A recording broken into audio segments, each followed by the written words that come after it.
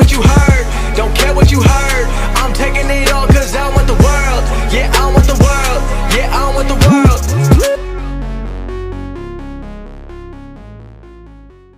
One. All right, what is up, guys? My name is Kai. Welcome to another episode of my podcast, Unleashed. Today, I am actually really excited because we have a special guest with us. Would you like to introduce yourself and what you do? Thank you, Kai, for having me on here today, man. Unleashed. I love the topic. I love the title. And that's what we're going to kind of do today, if you're all right with that. But I am Clay Smeltzer. I'm from York, Pennsylvania. And for me, I am the founder of Purpose Infused Coaching, helping rebuild masculinity with heart and with purpose. And really, my goal and my mission is to bring men together to be fierce yet compassionate with a servant's heart, and just to have a whole bunch of men step up, step into their story and step up to lead and blossom where they're planted all around this country and all around the world, man. So that's what I'm about, brother. Yeah, I love it, man. So, what made you decide to get into this? My own personal hell, really. That's what it was. Because at 35 years old, I'm sitting on a couch next to my wife having a panic attack over a Game of Thrones episode. And I'm sitting there thinking, like, dude, this shit isn't like, this isn't what it was supposed to be. You know, life wasn't supposed to be this monotonous hamster wheel where I feel like I'm bashing my head up against the wall, where I don't feel like I'm good enough, where I don't feel like, I'm providing, protecting for my family the way I feel I should be. The expectation limit to myself was not the reality of which I could actually do at that point in time. It was the lie. It was the I'm good. And I think I put a post out the other day about that. Like, everybody, you hear all the time, like, men say, I'm good, I'm good. Like, how's life? Oh, everything's good, man.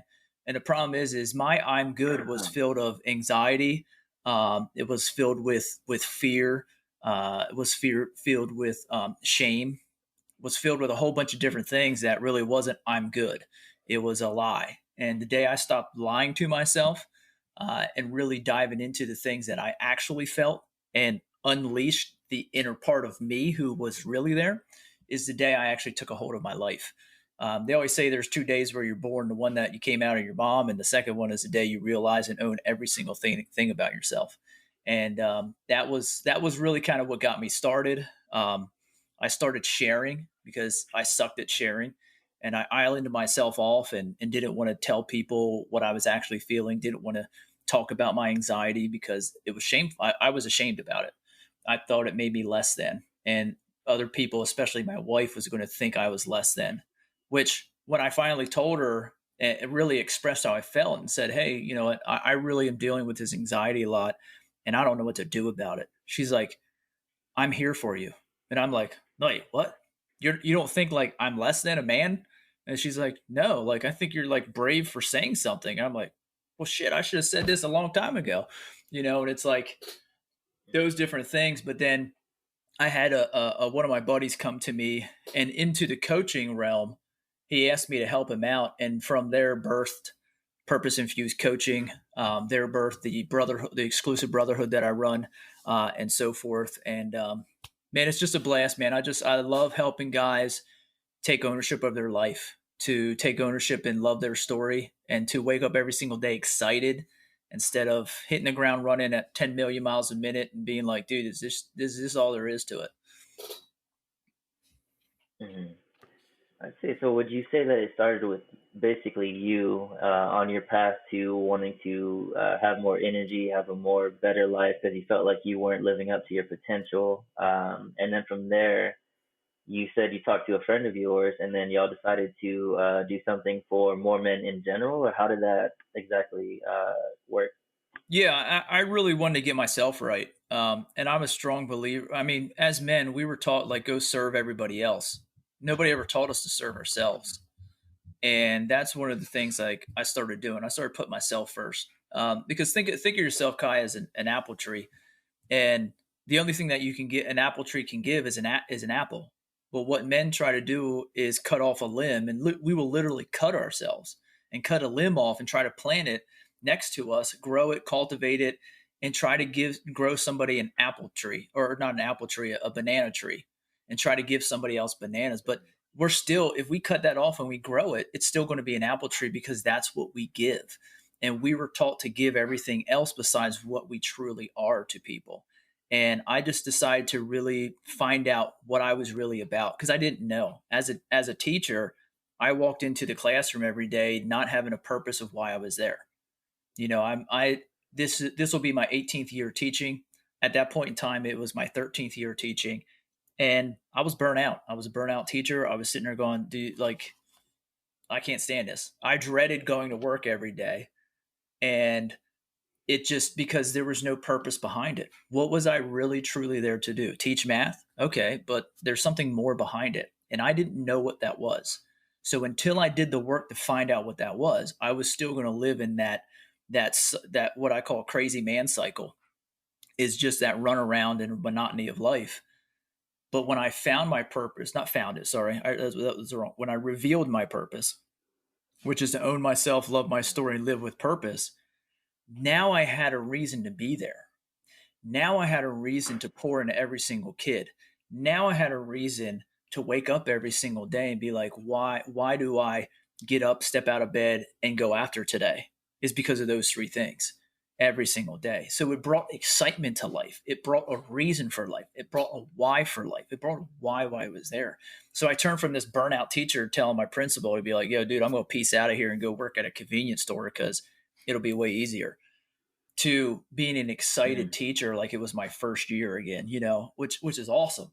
But then from there, my buddy came to me because of things I was posting and asked for help. And from there, that's where it kind of branched out into the coaching that I do, one-on-one coaching, and into the group coaching, and into the brotherhood as well. So it kind of morphed into that as I helped him and really found joy and fulfillment, that it was fulfilling my purpose to who I truly was, to help other men.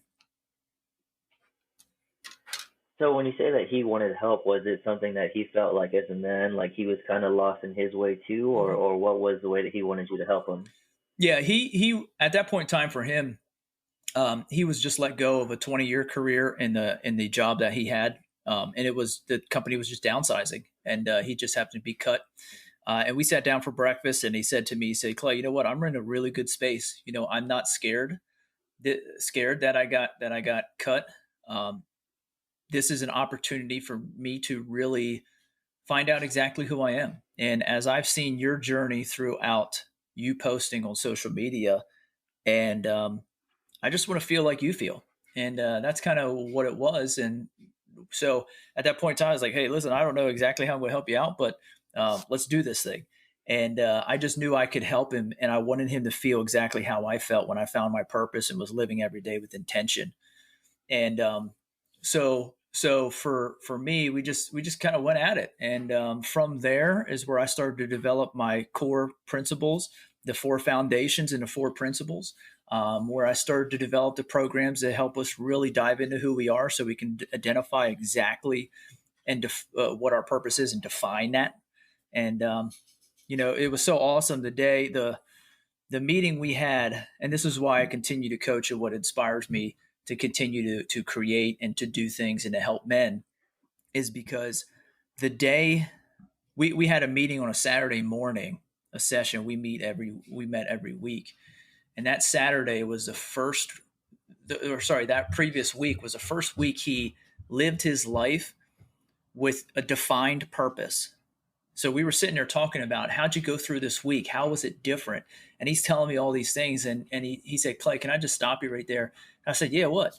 And he's like, listen, he goes, man, I'm sitting here as we're talking and having this conversation. And I was so worried to provide and protect for my family that I spent all of this time in my career and trying to move forward and move up. And I never stopped to hear the birds chirp. And this is the first morning I'm sitting here just listening to all these birds chirp. And I haven't heard the birds chirp in probably 20 years. He goes, so just this alone, I'm grateful that we spent the time to really find out who I was. And I'm like, wow. I'm like, even talking to you right now, we're not on video, but you know, tears start coming to my eyes because it's just a powerful moment when somebody finds exactly who they are. and then lives in the present instead of focused in the past or focused in the future. They're in the present with exactly who they are, and it's just powerful, man. Yeah, that's exactly what I got. The main thing that I took away from that was presence, because I noticed even myself, I caught myself kind of going through life, and I actually love enjoying like every second of my life, because for me, I always hated like boredom and staying in the same places, same people. I wanted to always get out, experience life, you know.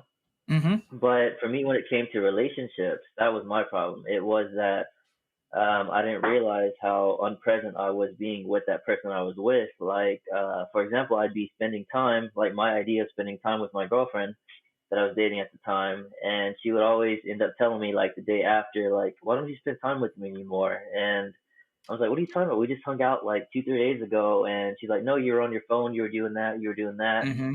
And I didn't get it until later, but it's because I wasn't physically like present with her there. Yeah. Physically I was, but my mind was like on other things, and I was doing other things, you know? Like, Oh yeah, so I absolutely, think that man. presence is, yeah, I think presence is a big thing that guys have problems with. But that's also something else I wanted to talk to you about. Hmm. What other things, like, what are the common things you see that men have problems with in today's time? Well, I think what you just said is one of them. Presence is very key because, I've had I've been divorced twice, married three times, and especially in my first one, like she could be having a conversation with me, I wasn't hearing anything because the TV was on or this and that. Yes, I'm like, it was yes, just I just wasn't hearing it, and it's like that's where like when I first started dating my wife now is I got very good at practicing the skill of listening. And I would look her. So she was weirded out really at first, which is funny. But I can see why it's weird because I looked her in the eyes when she was talking to me. And I still do to this day. If I'm talking to her, I want to look at her. I want to see her because that means my concentration is on her for me, but also for her too. So it's a two-way street. I'm doing it for me so I know and know that I know what she's saying and can hear and listen to that, but it's also to let her know that like I'm here for you, and I am listening to you, and I'm not just like going one ear and one out the other.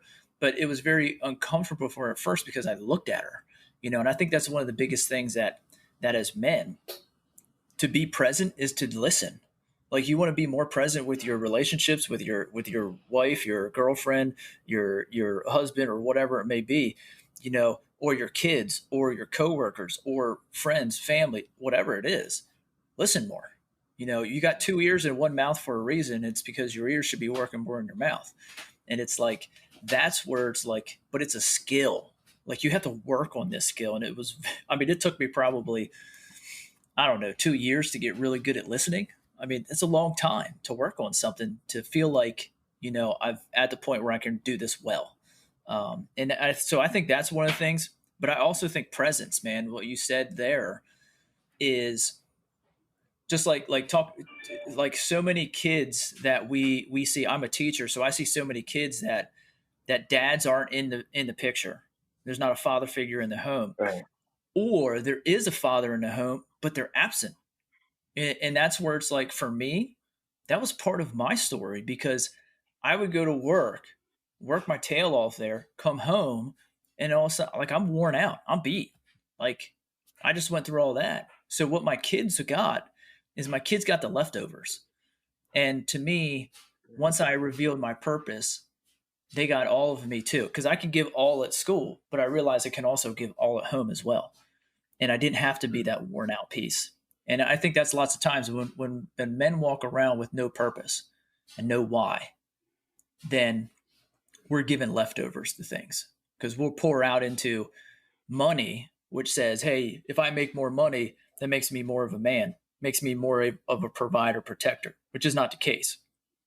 The presence is being more of a man, more of a provider, more of a protector, and being there. So I think that's I think that's a big thing. What you hit on is presence, and I think the other thing is men just don't talk, man. Like lots of times they're a bunch of like we're a bunch of bullshitters. I'll be honest with you, that was one of the biggest liars, man. Is just Yeah. sit there and I painted a picture of what I wanted people to think I was instead of giving them the real me. And again, when I started giving the real me, that's when I started to have awesome conversations like with guys like you. I started having awesome, relationships with other men who were like, dude, like, yeah, man, I feel the same way. And I'm like, oh shit, I'm not the only one that goes through this stuff in the world. And they're like, no, man, like I go through it too. And it's like, wow, okay. So it opened up my eyes and it changed the perspective that I was looking through when I started opening up and not lying to myself. So I think those are kind of three things: listen, be present, not absent, be there, listen, and then also stop lying, man. Just tell the truth, live your truth of exactly who you are, and don't apologize for it. Like, be you, man. See, I agree 100% with that because I think the first step to changing yourself, not even for men, but for anybody really, is to be honest with yourself. Because I believe that we live in a world where it's kind of like everybody is kind of always telling us what to do or what to think, or we're influenced by our friends or our parents or what we didn't have, what we want to have. There's so many things Mm-hmm. that try to influence us, and a lot of times we don't even recognize it. Oh yeah. But I mean, take social so in media and doing stuff so, we like kind that of put too. like, Yes. oh, Yeah. definitely, especially Yeah. since social media came out. Yeah. hmm But there's you said something in there that was I thought was interesting. It's you said men need to talk more, and that reminds Mm-hmm. me of the traditional male that you always see kind of like in TV shows where the men would kind of go to work and then when they came home they would just kind of be just quiet in there and it's like how does anybody really get to know what a man is thinking, especially women, if men don't talk to them? Oh yeah. Dude, that's So huge, so when man. he said right, right. So how did you develop your listening skills over that time for any guy who wants to develop theirs? Well, for me, it's just I had to ask questions and then listen and then and then shut my mouth. And Yeah, it was hard. Like, you know what I mean? Like guys are fixers. Like we want to fix shit, So even like with my relationship with my wife, there's lots of times now I've gotten better at knowing when and how, when she needs me to help fix and when she doesn't. But really at the beginning in getting to right, know her, like I always wanted to fix stuff and she's like, I don't need things fixed. So I got good at like asking questions, but I also got good at knowing where I stand. Like, hey, do you need me to listen or do you need me to help fix? I just need you to listen. Okay, cool. And you're going to find 90 to 95% of the time people just want you to listen. They don't need you to fix. There were times like, hey, I need your help. So really the conversation now, because we've done that so much, is she's like, hey, I need your help with this. If she says I need your help, that means, okay, now I can go into fixing mood. If she says, hey, I need to tell you this, then it's me, I just need to listen. So there's communication keys and stuff that are in there that allowed me to be able to say, hey, here's a time where I listen, but here's a time where I can fix. Because men, we get into this pattern of, I always like, we as people talk, we come up with things and how to fix. So we're focused on what we're going to say next instead of what the person's actually saying. So we lose track of the conversation. So again, it's putting yourself in positions to have conversations, to be able to listen, to hold back when you want to talk, and to do those different things and give people that time to express who they are, and then take that in for understanding, and so forth. Because I think that's a big thing too. Is in our society, in our country, you talk about influence and everything like that. Everybody wants to be right. Well, the problem is what's right for you isn't the same as what's right for me. But we have to be, when we have a conversation, sure. we can be understanding of each other. I don't have to agree with you and you don't have to agree with me, but we can understand where each other comes from. And then we can also, as men, continue to move forward in that realm. But lots of times, like especially in the US, we got this overinflated ego type piece that goes on, and it's like, no, I got to be right, and you'll fight to the death on stuff that you're not going to change that person's mind. I'm not going to change. You're not going to change my mind. I'm not going to change your mind. But we can understand each other instead of having this fight. I think that goes into politics. I think that goes into all the different things that are happening in our country right now. The mask or not to mask, like that whole thing. Like, dude, I can understand that side. I can understand this side. In the end, it really comes down to what do you believe as an individual, and then, man, I support whatever you believe as an individual. Just support me and understand me as an individual as well. I think that's really what it comes down to. And that's something that we can definitely get into like another long, long conversation about, like how politics and everything, especially, is playing into people's lives. To this point, because I don't think it's ever been politics has ever been this prevalent in people's lives, like as much as it is currently. Yeah. Oh yeah. Yeah. But No, go go ahead. ahead. So bringing it back though, because there was something you said with listening, and especially in reference to talking to your wife and the skill that you had to practice. Because men, I know that we can be so single-minded, like we're just focused on one thing, and we just want to focus on that one thing. Mm-hmm. So I know oftentimes, if like let's say I was driving with the girl I was dating, and I'm listening to music or I'm thinking about something, and she'll want to talk because women love talking.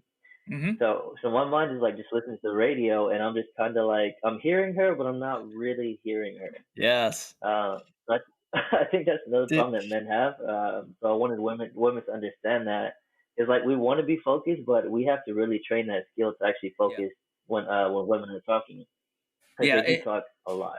Oh, absolutely. And that's one of the reasons why they're able to they don't have the same issues as we do because they do talk. They tell their girlfriends, they tell everything too. We talk about like sports and other stuff that we're interested in, and we don't really talk about our feelings, like they do.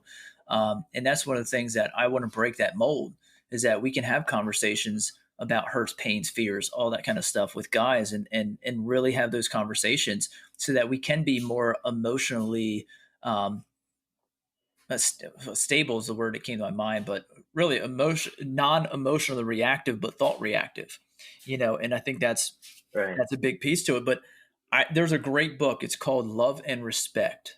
And I forget Dr. something. I forget what the name is, but the book is called Love and Respect. And it was great for me after my first divorce because um, I didn't realize all the things I didn't do. And for me, that relationship ended where I didn't know it was at that point. There were issues and stuff like that, just like any relationship, but I didn't know she was at that point. And she sat me down on a Wednesday night on a red couch and said 14 words that changed the course of my life. And I'm grateful and thankful now. But at that time, I was like, "Oh, fucking awesome, man! This is great. Like, thanks." And it's like the hurt, the pain, the fear, the not feeling worth it because she didn't want to fight, and it was like, well, if you don't want to fight for me, maybe I felt worthless because of that, as a father, as a husband, and as a man. And to go through all of that, I needed to own all of that, but also to help me rebuild from that hurt and close that wound. I read a book, Love and Respect, and when I read it, I'm like, oh shit, man, I'm doing all these things wrong. Like, oh my gosh, like it's crazy. And I think that's one of the things is you said in there in one of your questions is like women understanding men. Like men aren't this simple minded, like beat our chest and grunt as movies and TV shows and all that stuff per what word am I using there? Predicts, not predicts, whatever word I'm using there. But I understand. I totally forget what. Anyway, but as it portrays, that's what it is. That's the word. But it's not what we portray. We're very emotional creatures. We just have a different way to show it, and that's us showing that as blue and women showing it as pink. So throughout the whole book, what it talks about is women see pink, they hear pink, they taste pink, they feel pink, they move. Their actions are pink, so when another woman talks to another woman in that way, they communicate effectively. So it's like their own language. Men, we hear blue, see blue, feel blue, taste blue, do blue. Like, so literally, you and I can have a conversation and we'll grunt back and forth and we'd be able to understand each other. If we do that with a woman, they're like, what in Right. the hell are you doing? I'm like, I got it. I knew exactly what he was talking about. Perfect example in relationships is when you come home, when we come home and you ask your wife or girlfriend, say, hey, how was your day? And they're like, oh, it was good. Like for us, the conversation is done. We're like, awesome. No matter what happened, you had Yeah. a great day. Yeah. It's done for us. Like that was it. That's all we need to know. It was good. Cool. Awesome. But for them, when they ask us and they say, hey, how was your day? And we say, oh, it was good. It's not done for them. And what they want to know is, why was it good? What were the details? yeah. What made it good? So understanding that in a relationship, and not just going good. Well, because the next question is coming, well, why was it good? And then we get frustrated, like, well, we said it was good. Well, because you're speaking blue to somebody who hears pink. And it's like, if you want to continue to have that great relationship, you have to be able to speak pink. You heard her pink come at you, and then you got to give pink back. She also needs to understand Mhm. that too, is sometimes you're going to give blue and so forth. But if we really understand that and say, hey man, my day was great because at this happened today, and that really made my day. I mean, it's another sentence long. It's very simple, just to give a reason why my day was good. But that's what they want to hear. They want to know what happened in your life. They want to feel that. Guys are like, it was good. Whatever happened, cool. Like, I don't care about the details. Was it good or was it bad? It's like that black and white for us. For women, it's not. They want the details. That's just a simple little thing that in this book I was like, well, shit, I didn't do these things.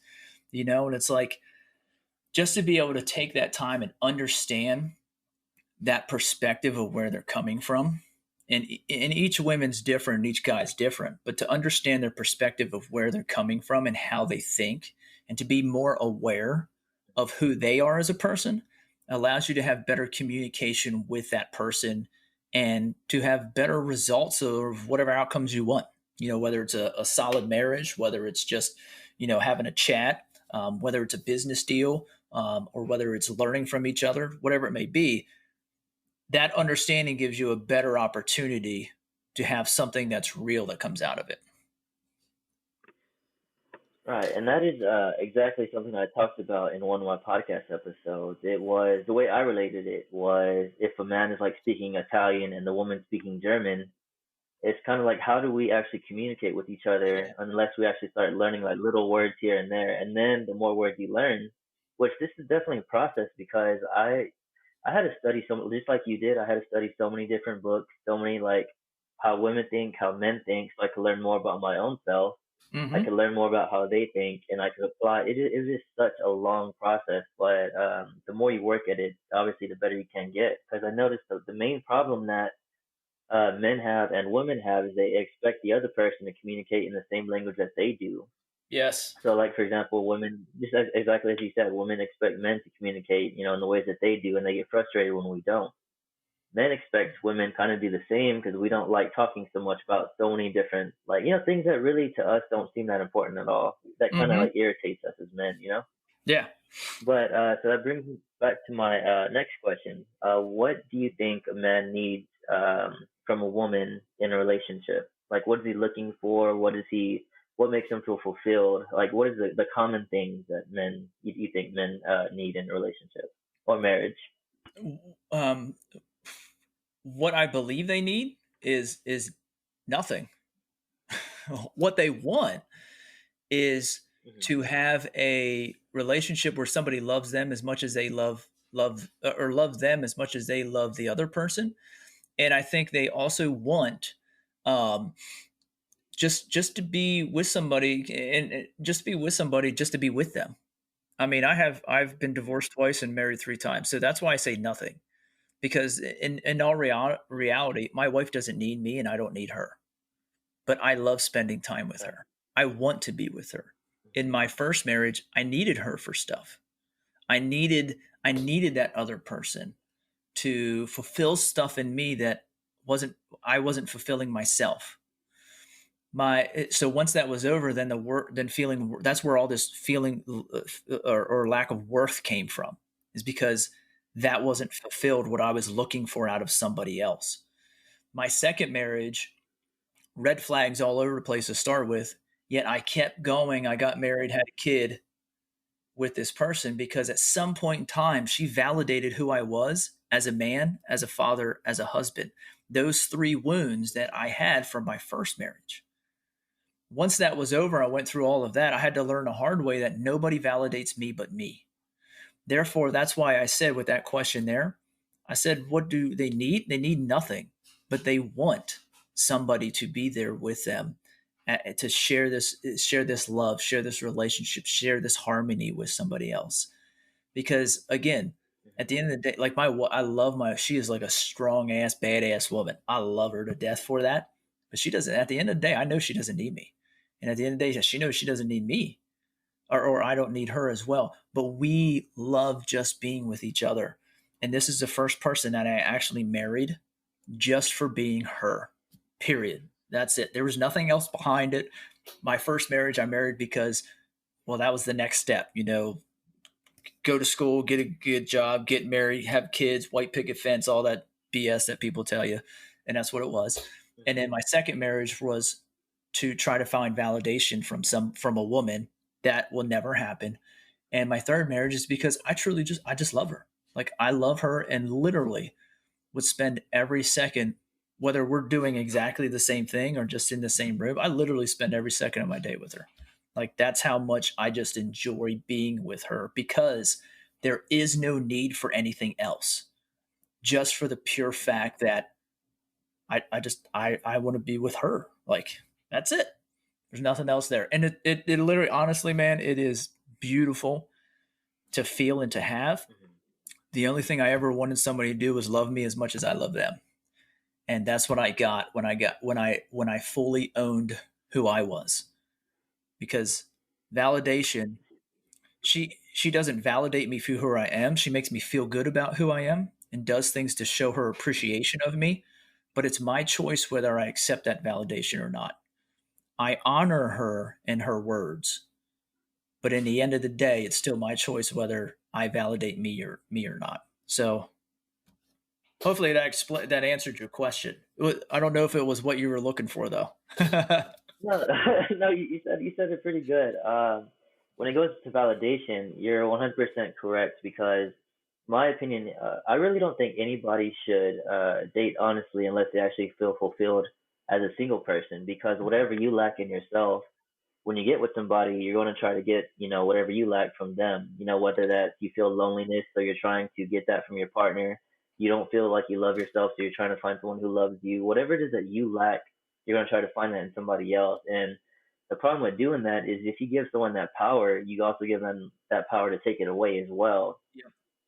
And so my thing is, I do believe that there's three things that men want, and I wanted your perspective on this Okay. in a relationship. I know you said they don't need anything, but this is my opinion. I think respect is one, Yes. appreciation, and loyalty. So when I say loyalty, obviously that doesn't mean just fidelity, like don't cheat on me, whatever. What I mean is loyalty, knowing that no matter what happens, no matter the good times or the bad times, they're going to be there for you. And Mm-hmm. what comes to my mind often is money.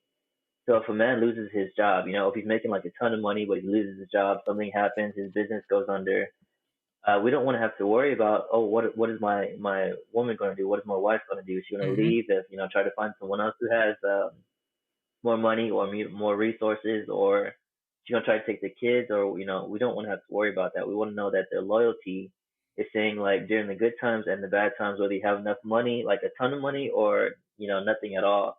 Like if you have nothing at all, I want to help you grow it. We can grow it together, that type of thing.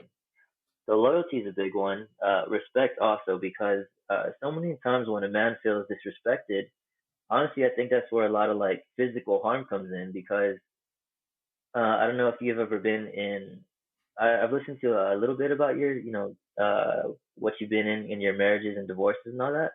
Mm-hmm. But a lot of the problems I see is always when the man feels disrespected by the woman, whether that's he feels nagged by her, or just something like she's not listening to him and she doesn't really respect him as a man. It's just a lot of problems start boiling up at that point when a man feels disrespected by his woman. Absolutely. And the last is appreciation. Appreciation, just because I mean, how good does it feel when, like, let's say you're working, because you are working towards something a bit, you're building something, you're creating, and then if your woman just comes along, she's like, you know what, I thank you for doing this. I know you're doing this for us, for our family, for our kids, for this, for that. It's just that makes us want to go harder for y'all, for Yes. women. Absolutely, man. Absolutely. And listen, you said these are wants, which is absolutely right. You know what I mean? That's why I said, it's not needed. We have things that we want, and these three things I absolutely are on there. I'm going to start with respect. In the book Love and Respect too, is many times, most of the time, when you show women love, that's their need. They want to feel loved. And when you show them love, they Right. feel respected. Men are the opposite. When you respect me and allow me to have a voice, allow and because that's one of the things in my two marriages, my two divorces, that wasn't the case. I felt very disrespected because I didn't have a voice. I had to listen to what they said was right. And to me, that's not okay. I have a voice as well. So when you show men respect, they feel loved. So women are show love, they feel respected. Men are show respect, feel loved. And I think that's a huge thing difference because we tend to give people what we feel we need. Just like when you look at the five love languages, mine is physical touch. That's my top one. And again, physical touch isn't about sex and stuff like that. It's about those moments of intimacy that you create. Like if I'm in the car and she put in my hands on the driving stick and she puts her hand on mine, I'm like, dude, yeah, that's awesome, man. Like awesome. Like last night, Yeah. she rolled over and just put the pillow on my side on the couch and just rolled over and leaned on me. I'm like, dude, yes. I'm like, you just filled my tank. Like that is awesome. Like I love it. Like, and I just get so pumped with that. My other ones are words for affirmation. So when she says, "Hey, thank you for doing that," I'm like, oh, that just blows my respect through the roof. And I'm like, Mhm. yes, like this would. But for hers is one is her affirmations, and the other one is quality time. And but what I try to do, and what I did in previous relationships, was I tried to do the physical touch as a way to show them I love them. But that was mine, not theirs. Mhm. So for me, I had to realize Yeah. that we usually give what we feel. So women will try to give their man love, and we're like, all right, cool.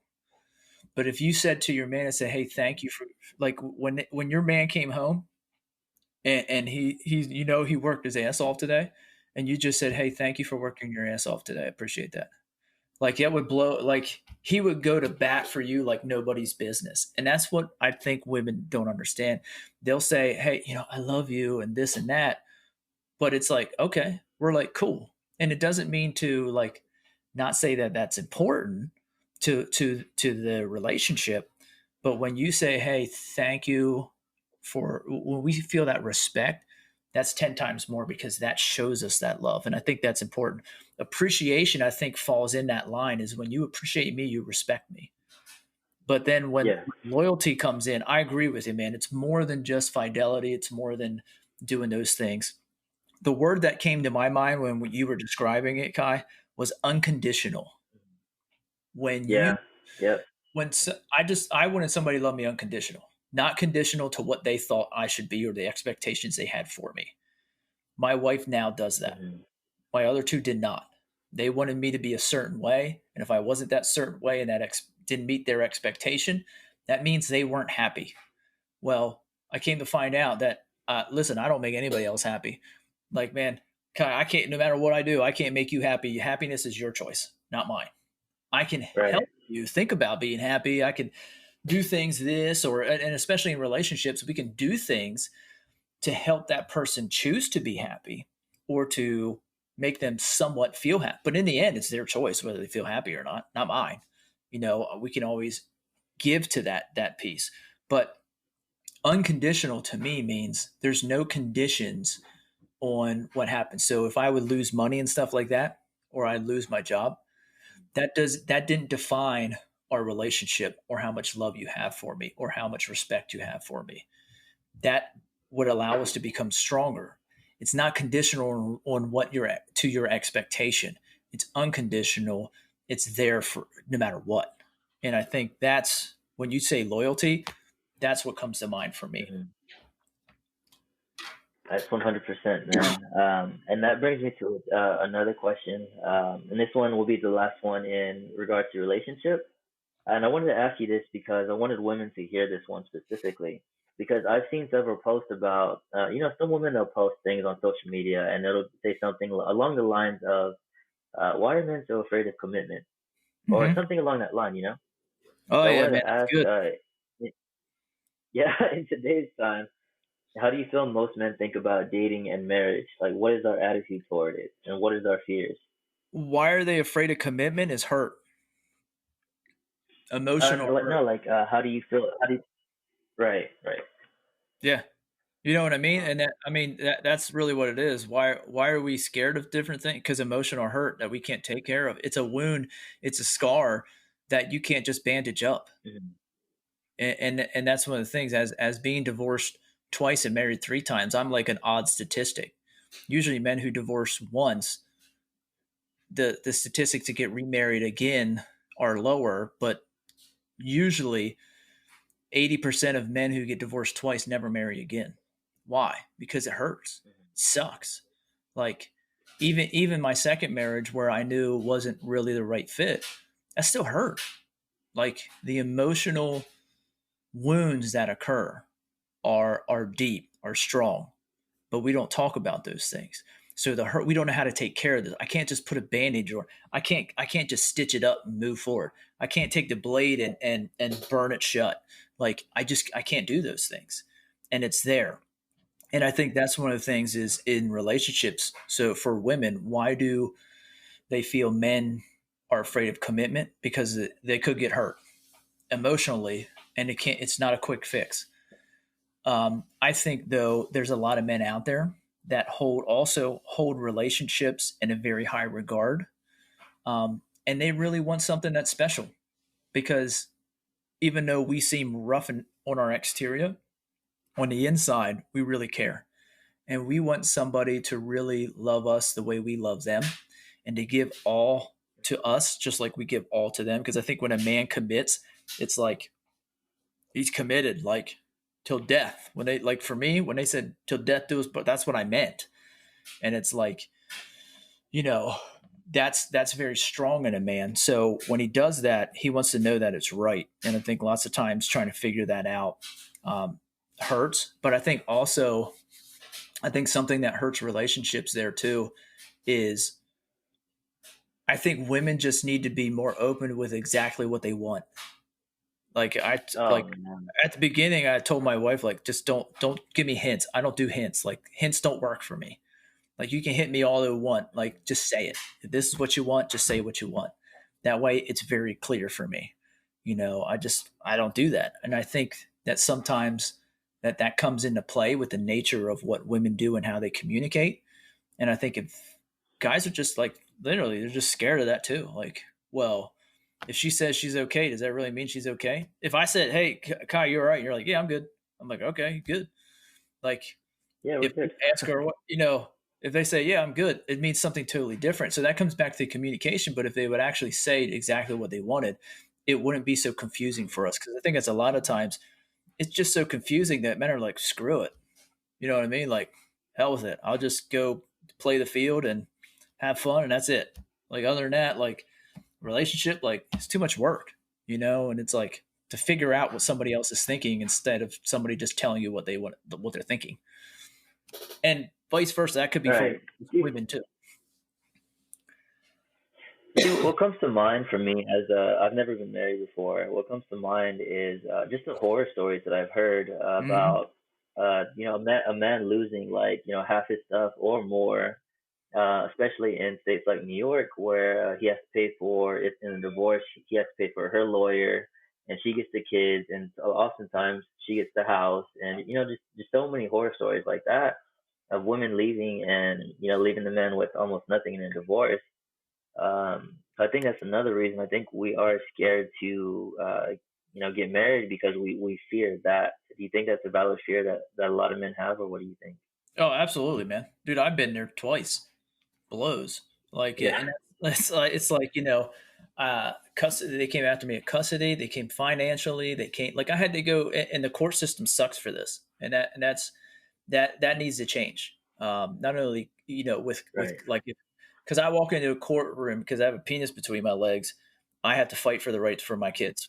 Like it's bullshit. Like I'm still a parent too, and it's like, and that's one of the things I would not back down. I don't care if I went into debt, whatever. I was paying whatever because I was going to fight for the rights that I have as a father. Just because I didn't give birth doesn't mean I don't have less rights. You know, and that's what I feel. But you go into the court system, and the court system with your judges who are in their usually in their 50s to 70s, they have that old mentality thinking. um, you know, and it's like, well, the woman's the mom. That's what they got to take care of. No, the the woman and the father take care of the kid. Period. And we wonder why we have absent fathers in the household, because women utilize this as a way. Basically, they kind of almost weaponized it. You know what I mean? To try to Yep. hurt the man. And it's like, you know, like, Hmm. dude, like you're not hurting. Like, you're real when you look at it and break it down.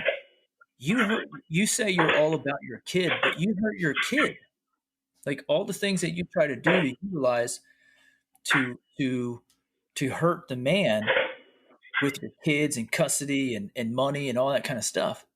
You just hurt your kid. Like for me, I was paying $2,000 in child support. It left me with $972 a month to live on. Like, Yep. how does that like what you did is because you went after that because you were hurt and you were pissed off, is you put your kid in a poverty state at one house and not the other. And that's where it's like, you know, so when I was fighting through that, I even asked the court system, like, listen, I'm below the poverty, I'm way below the poverty level with how much income I make based upon how much child support I'm dishing out. And it's like, They well, don't we can't care. sorry, we can't do anything about that. I'm like, it Yeah, states they don't. in the legislation that child support should not take more than 3/4 of your income. It's taking almost 90% of my income. I'm like it just doesn't. It's like, what does that like? Well, it doesn't matter. And I'm like, are you kidding me? And then it's like, you know, that whole system there. Yes, it is scary for guys. Guys are like, dude, well, what if this happens? And it's like, I mean, we tell our kids, make sure when you get married, make sure, you know, just because of our experiences and stuff. My wife is divorced as well, but just because of our experiences with relationships and divorce, it's like, you know, make sure it's the right one before you have kids. Like, honestly, because Right. other than that, if not, it's a whole thing to go through, and it's scary, and it takes time. And now we're at a good point, I believe, a fairly good point. With all of those, we have a blended family of three. I my son is to my second marriage. Our middle daughter is to my first marriage, and our oldest daughter is to my wife's marriage. So we go between three different sets of parents, and then including ourselves. So that's four parent relationships that we got to do. So I think it's at a pretty good point, but there's still differences and stuff that you got to go through there. But yeah, the horror stories, man, they scare the shit out of people because Yeah, and that's for men something they I wanted suck. women to hear real quick. Hmm. But shifting the topic real quick, I did want to ask. So what is masculinity to you? What does it mean? Masculinity is owning yourself and really operating in your own perspective of what really resonates with you. Just like femininity is the same thing, but in the female version. I think, ingrained in men for thousands and thousands of years is provide and protect. And usually, what that meant before 1900 was go out and kill some shit to eat, and then kill people to protect their land and family and everything else like that. 1900 on, we get into all this industrial age and all that kind of stuff and so forth, and we become this more modern society where that doesn't need to occur anymore. We don't need to provide, protect, go kill things and bring it back to eat or protect our land. We just go to the store, and then we have our police officers and stuff like that that protect us pretty well, and so forth. And it's like we don't have that role anymore. So what does that look like for us? So in this day and age, I think this is the new evolution of man and new evolution of masculinity that needs to occur. And I think that is each individual man owns themselves for exactly who they are, and what that goes out with their purpose and extends out to not only themselves but everybody around them as well.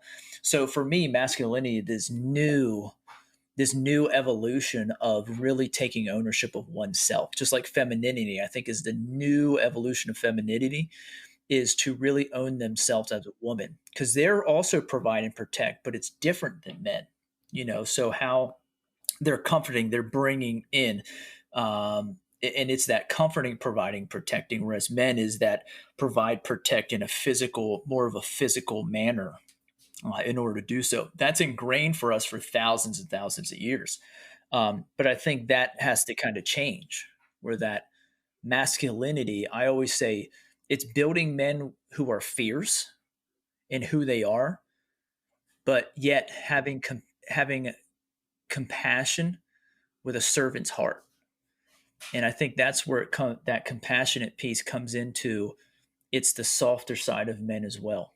For me, like to own my feelings and know exactly who that is, and to cry at love. Like I'm a hopeless romantic. To cry at love movies, like I love them. Like I watched The Bachelor, The Bachelorette. Why? Because I love that kind of like love story thing. I even cried during it. I'm okay saying that. It's good.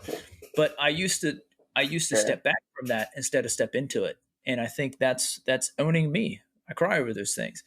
When you watch a movie or a TV show and it has like family with kids and stuff like that go through a hard time, or something special happens with it, man, tears start flowing.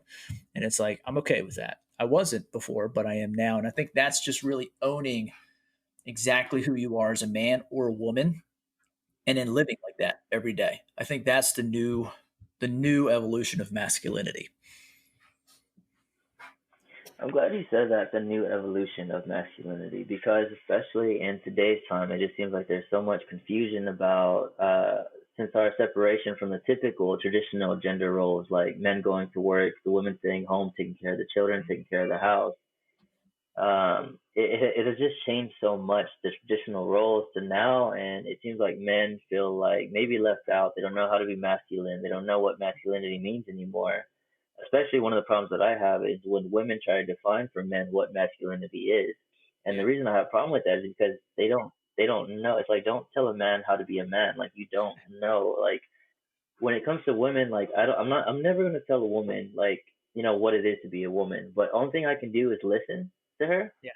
and put in my input in regards to how men see women or how men think about certain topics regarding to women. Or things like that. Oh yeah, it's understand. It comes So back to understanding and that communication. It's like I'm not going to tell a woman how she feels when she goes through her menstrual cycle, or say that I know how it feels. yeah, We don't. Like I don't know. I have no clue. I don't.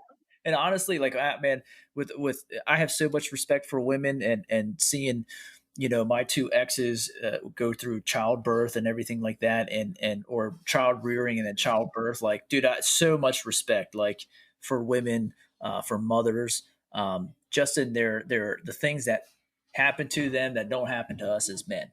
But I ain't gonna sit there and be like, "Hey, this is how you feel because of it." I'm like, dude, that's like stupid. But you're right. There's lots of times where women say, "No, this is how you feel as a man." I'm like, well, why don't you listen to me what I say instead of right. put on me what your thoughts, what you think it is. I'm telling you.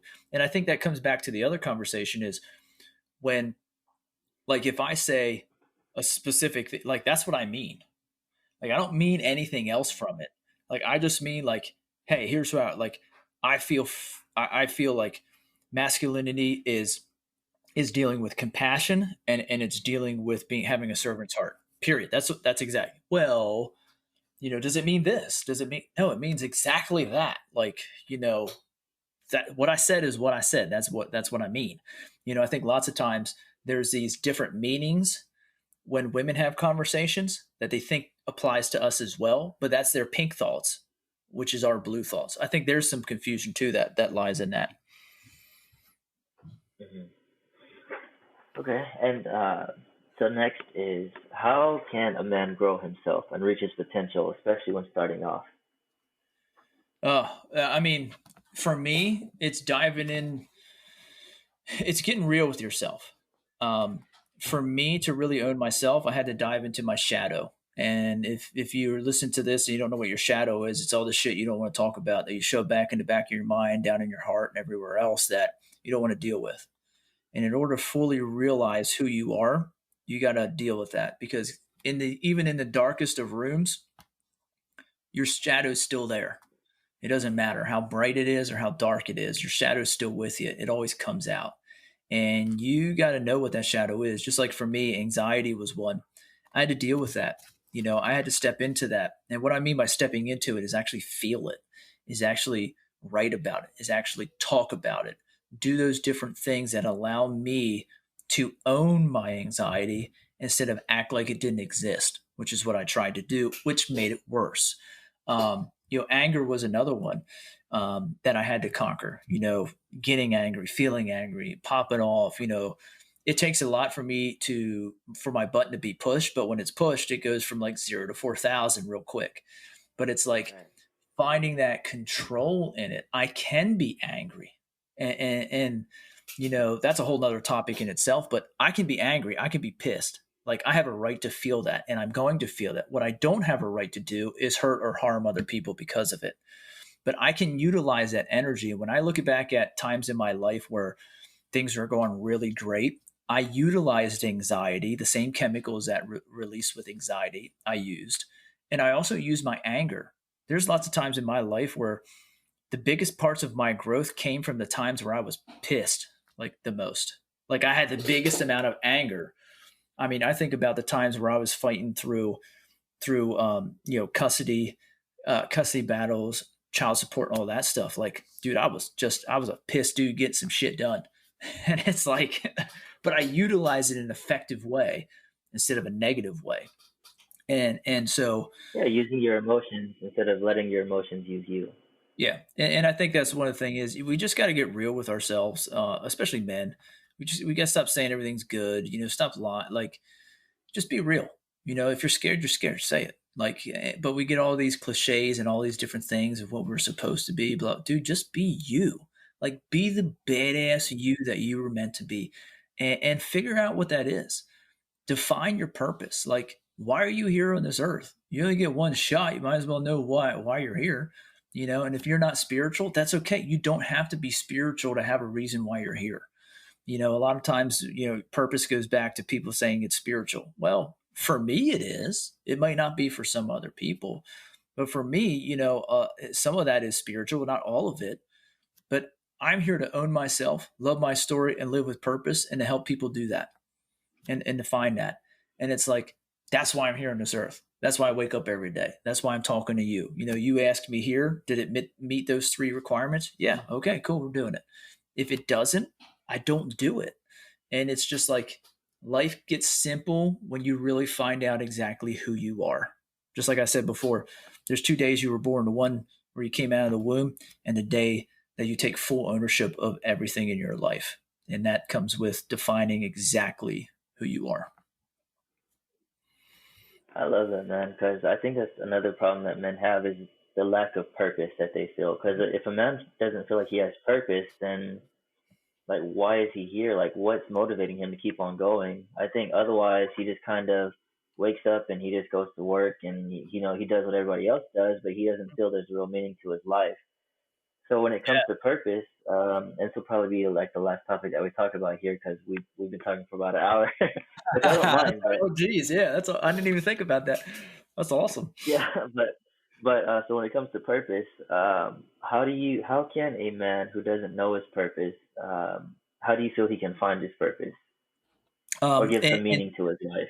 yeah, absolutely. I think it really comes down to it's always been in you, and that's why I have a program. It's called the Purpose Revealer Program, and not the Purpose Finder Program, because it's always been in you, and you just have to look back at your past and all the things that you've done. And I go through a series in that program, a series of different things over a 12-week process, and it takes a while. It's 12 weeks. But at the end of the 12 weeks, it is clearly defined what your purpose is. But we have to go back to your past. We have to look at your future. We have to see the present to really look at how do I make choices and why do I make the choices I'm making?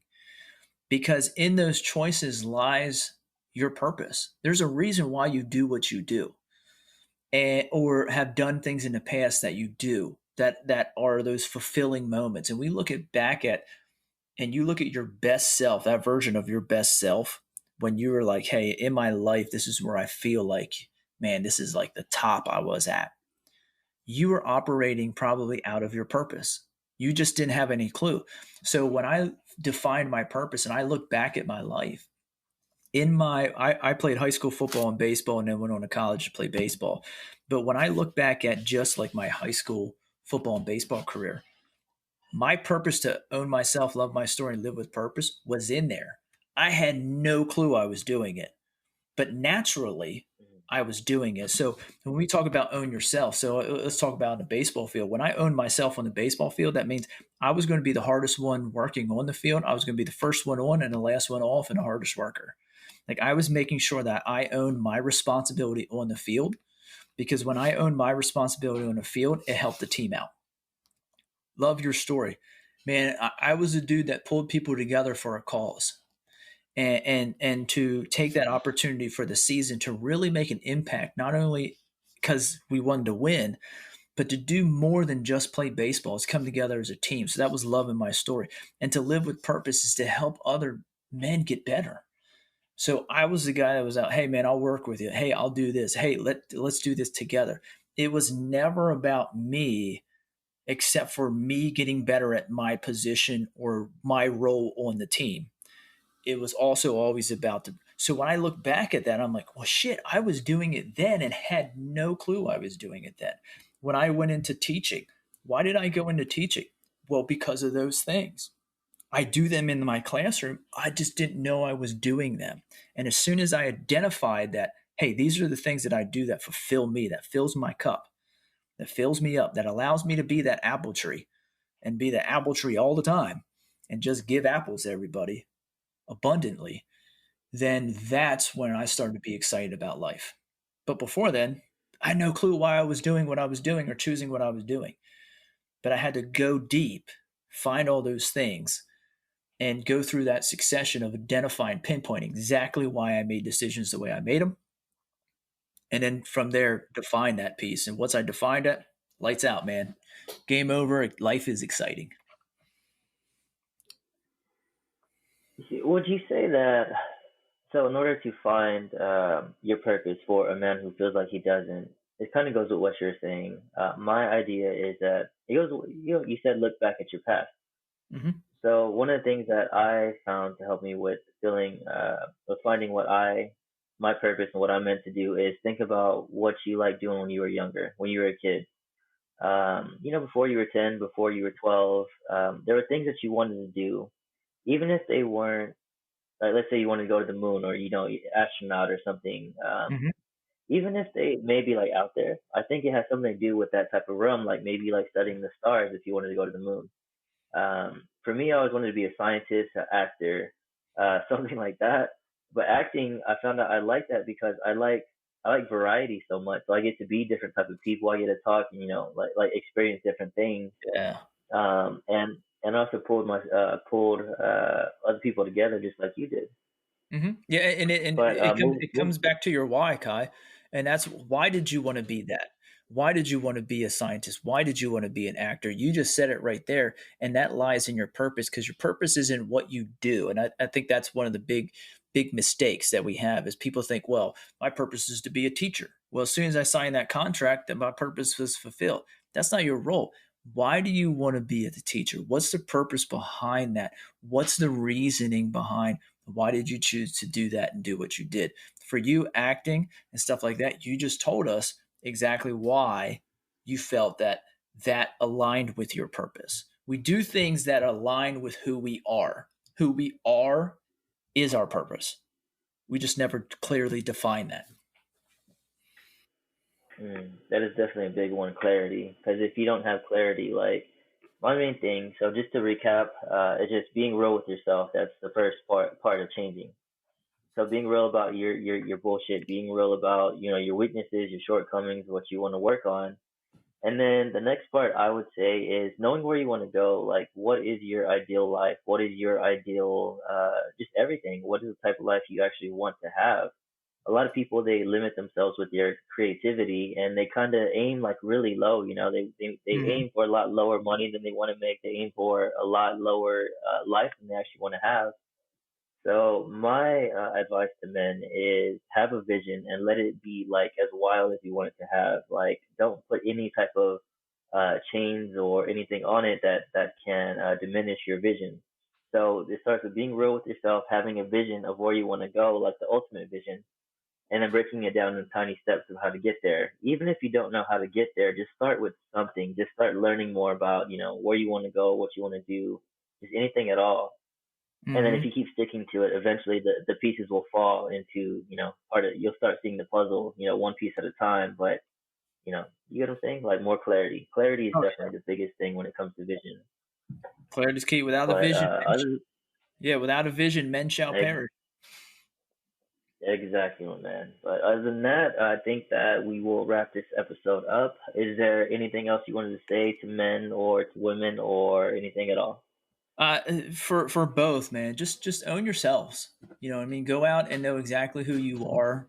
That's men and women, and just be understanding with each other. Don't go into relationships to change people. Go into relationships to be with them because you really want to be with them. And you like that person for who they are and not who you want them to be. And I think that's one of the biggest things that we can do in relationships and just have a more beautiful world, man. All right, I love that, man. Where can people find you? They could go on Instagram, Clay Smeltzer underscore or Clay underscore Smeltzer, Facebook, Clay Smeltzer, and I have a Facebook group, or Purpose Infused Men Facebook group there.